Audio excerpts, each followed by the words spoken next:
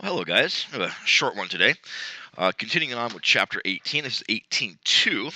And in fact, it's interesting. There was just this morning, today is April 1st, actually. This morning, Chinese jets actually went and flew over Hong Kong. I'm sorry, not Hong Kong.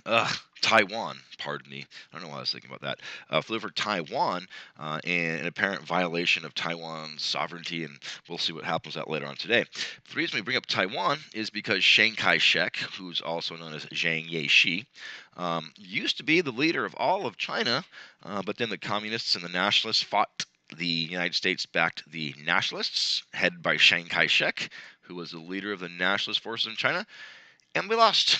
Chiang Kai shek lost in the Chinese Civil War, and he was exiled or kicked out and moved to the island which is now known as Taiwan. It was normally or formerly known as Formosa, but it's now known as Taiwan, which is now a very strong American ally. However, China views Taiwan as a quote renegade province, and they feel that China should forcefully make Taiwan reunite, and that is a big issue of contention with relationships between Western countries and China.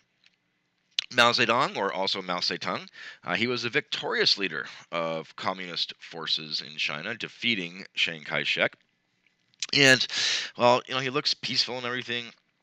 It is believed, and again, these are estimates. The very highest end of the estimates that I've heard, and again, I can't verify this because record keeping wasn't exactly the greatest at this time during the 50s, 40s, and 50s in China. But estimates are as high as 80 million that were killed as a result, not directly by him, personally shooting people, but as a result of policies, starvation, what's called the Great Leap Forward.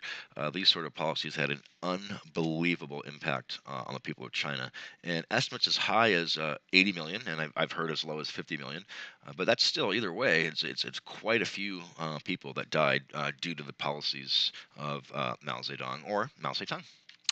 Taiwan, we talked about that with Chiang Kai-shek very briefly, and you can see there's very little. It's the South China Sea right here. You can see there's very, very little room between that, and there is Taiwan, the capital of Taipei. And again, China thinks that they are part of China. The Taiwanese do not agree. 30th parallel. Now, instead of being in China, we are now moving over to Korea. This is, of course, South Korea, and the capital is Seoul, which is our ally. We have about 38,000 troops, something like that, in South Korea.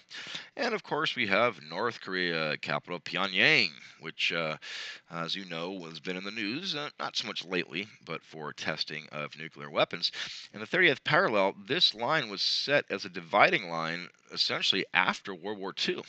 And the Korean War was fought, and it lasted several years. It went back and forth, and the result was absolutely nothing because the line still stayed at the 30th parallel, although there's thousands and thousands died in horrible, horrible, difficult fighting conditions. And here we see the Korean War Memorial. Oh, geez, must have been 20 years or so ago it was made. And this is, of course, in Washington, D.C. All right, thanks so much.